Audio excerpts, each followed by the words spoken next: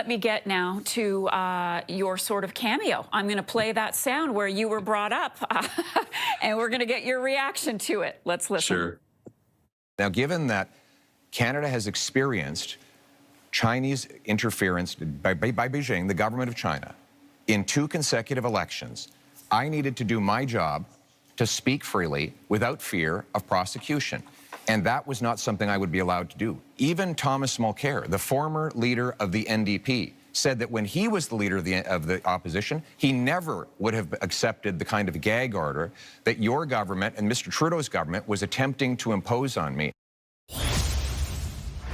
Okay, so he was being asked about why he hasn't read those documents, something that you and I have talked about a number of times. I got to be frank with you, Tom. I've never understood why you don't think he should read them. So give us your thoughts around that exchange and how you were characterized and what you think will come from that, if anything. I'm not going to put myself in the legions of the misquoted. Mr. Poilievre gave a perfect accounting of my position on this, which is the same as his. You're not just a member of parliament. Every MP is beholden to their voters, Marcia. But you're the leader of His Majesty's loyal opposition. In my case, it was Her Majesty's. And you have a special job to do under the Constitution and institutionally. And no, you should not have your hands tied by going and seeing documents that the government says, now you're not allowed to talk about this issue anymore. You can't talk about what we've just shown you. That's a mug's game.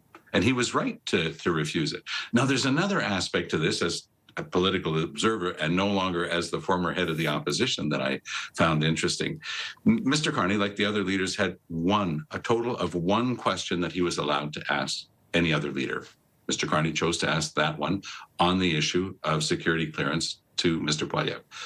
How in heaven's name did that make it all the way up to Mr. Carney? What staffer said, oh, we've really got Poilievre on this one, let's go after it? Poilievre's answer, he cracked it out of the ballpark. He said, I've got a security clearance that I've had since I was the Minister of Housing and Minister back in Harper's day. No, I'm not going to have my hands tied by the government. I'm the leader of the opposition. I have a job to do. And so how is it possible that in the shop around Mr. Carney, the same elves who were there for Mr. Trudeau, this was a made-up thing by Mr. Trudeau to try to push back against Pierre Poilievre at the time, because Trudeau was in such dire difficulty on foreign interference. He had tried to give it to David Johnston, the former Governor General. He then handed it off to a royal commission that basically said, yeah, we got to be careful, but didn't name any names.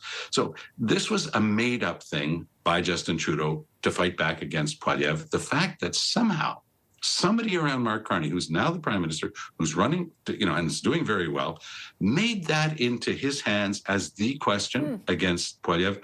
That's a mystery that I'd love to find the answer to, because it made no sense that he was asking that question. So a wasted opportunity, in other words. Absolutely. Well said. Interesting. All right. Tom, we got to leave it there for today. We got